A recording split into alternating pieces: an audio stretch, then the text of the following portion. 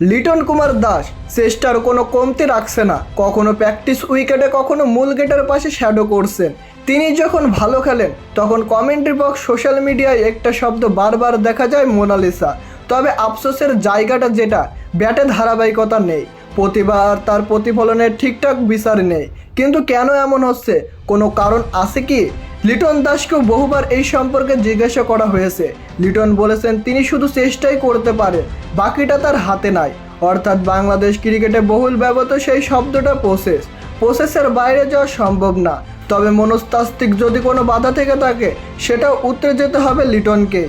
ওয়ানডের পর টি20 প্রথম ম্যাচেই ব্যর্থ লিটন কুমার দাস। এই ফরম্যাটে আবার তিনি ক্যাপ্টেনের দাদাগিরি দেখার বদলে আক্ষেপটাই করতে হচ্ছে।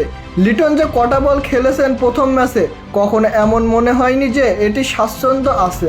কিন্তু কেন এমন হচ্ছে, কেন লিটন পারছে না? লিটনের রান করা তার জন্য যেমন প্রয়োজন বাংলাদেশের জন্য। ট্রানজিশন পিরিয়ডের মধ্যে দিয়ে যাচ্ছে বাংলাদেশ ক্রিকেট। লিটন এখন সিনিয়র, এক ফরম্যাটের ক্যাপ্টেন, অন্য দুই ফরম্যাটের দলেও তিনি আছেন। তবুও কেন লিটন পারছে না? এটাই সবচেয়ে বড় প্রশ্ন।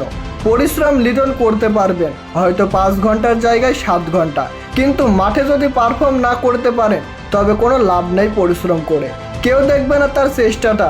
মানুষ খোঁজে পারফরমেন্স, খোঁজে রান, খোঁজে উইকেট।